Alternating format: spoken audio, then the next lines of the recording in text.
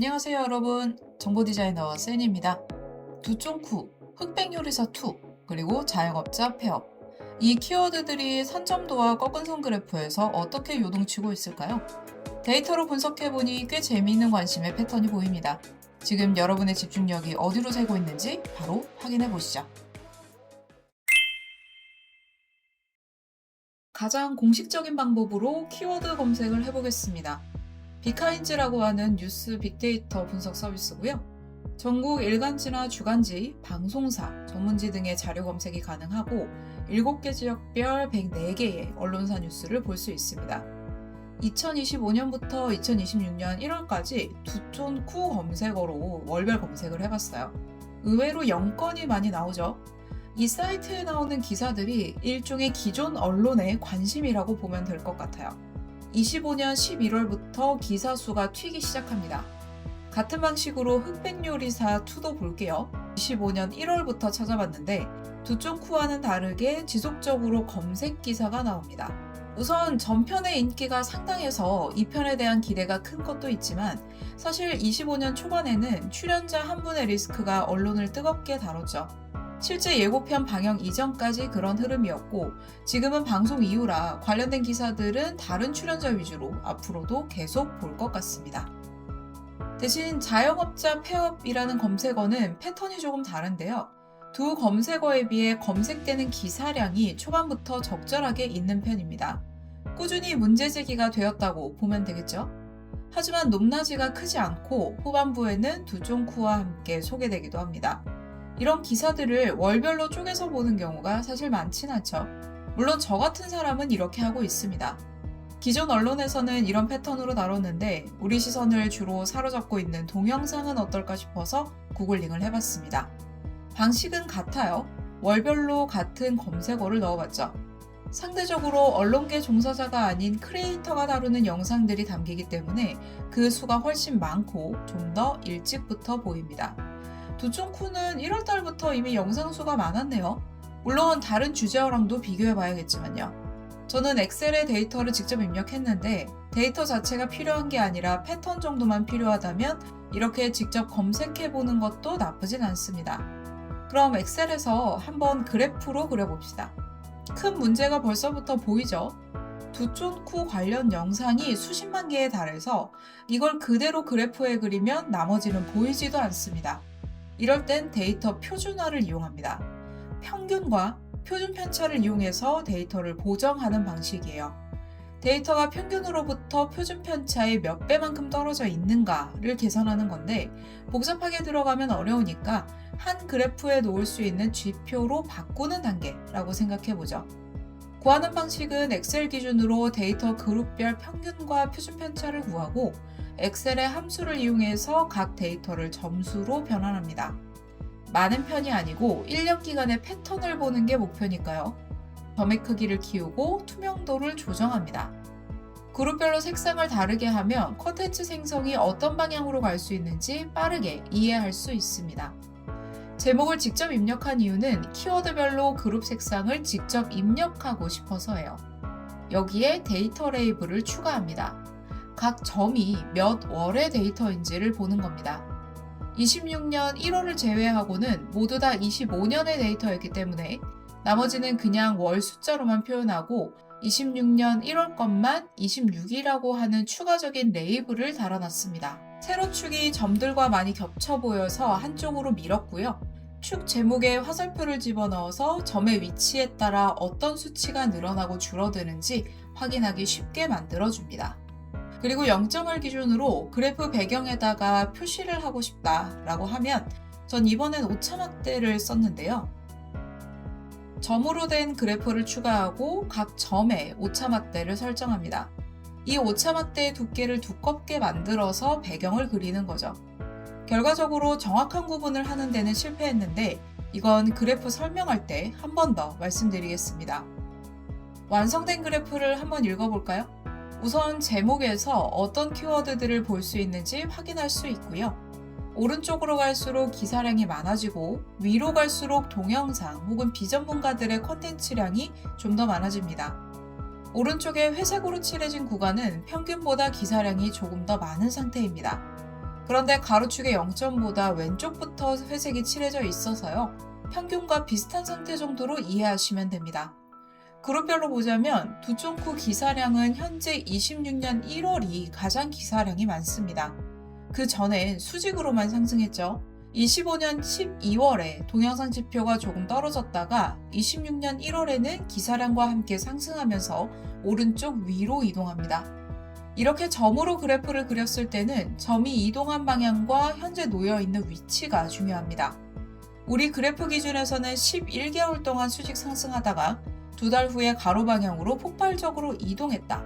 결국 기존 언론의 반응이 동영상보다는 느리게 반응한다는 걸 뜻합니다. 그리고 이때쯤 기업에서 움직이죠. 흑백요리사2도 같은 패턴입니다. 1월부터 11월까지는 수직 상승합니다. 동영상 생산량이 10달 정도는 불을 지펴주고 있는 건데요. 똑같이 12월에서 살짝 내렸다가 다시 26년 1월에 오른쪽으로 눈에 띄게 이동하죠. 실제 프로그램 시작 시점은 25년 12월이고요. 그런데 흑백요리사2는 흥미로운 게 초반의 내용은 영상의 주제가 압도적으로 출연자 리스크였어요. 여기에 대한 관심이 제작진들 쪽에서는 부담이었을 것 같고 홍보팀 쪽에서는 긍정적인 건 아니었을까 생각해요. 마지막으로 자영업자 폐업은 다른 점들에 비해 확연히 다른 패턴을 가지고 있죠.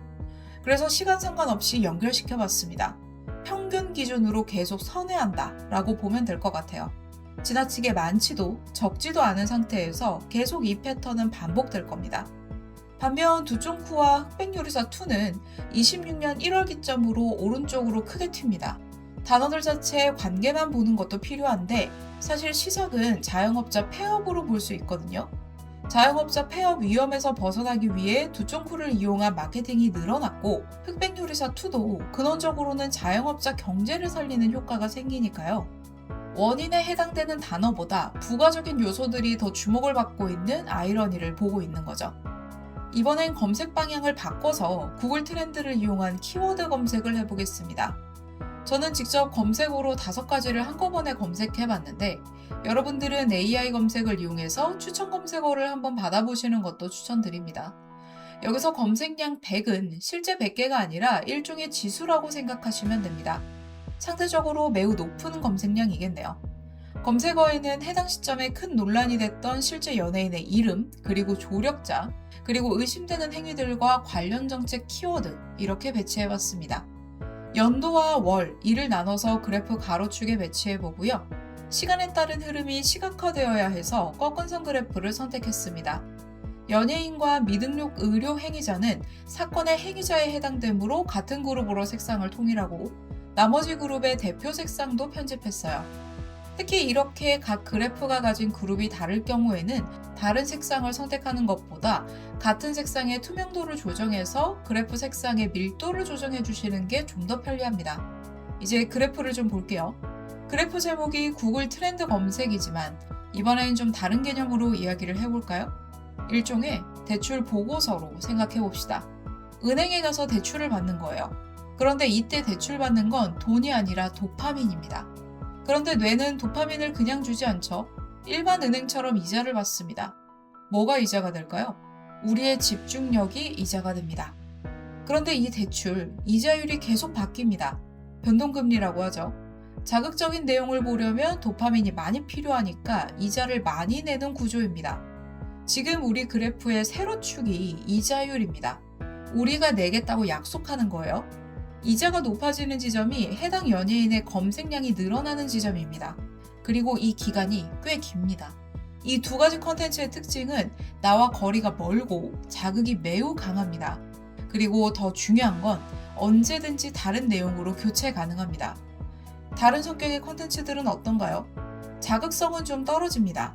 대부분 뉴스에서 볼 수 있죠. 그런데 나와 직접적 관련이 있을 수 있습니다. 정책이잖아요. 그리고 나와 연관 있는 내용이라 고통스럽고 책임도 생각하게 됩니다. 하지만 다른 걸로 교체될 수는 없겠죠. 해당 연예인에 대한 사건은 2025년 11월 달까지는 일상적인 부분만 나옵니다. 그런데 12월 초에 사건이 보도되고 검색어도 폭발하죠. 반면 미등록 의료 행위자는 그 단어의 힘 때문인지 한 번은 연예인보다도 조금 더 검색이 되기까지 합니다. 물론 그 다음부터는 연예인 이름 위주로 검색이 되네요.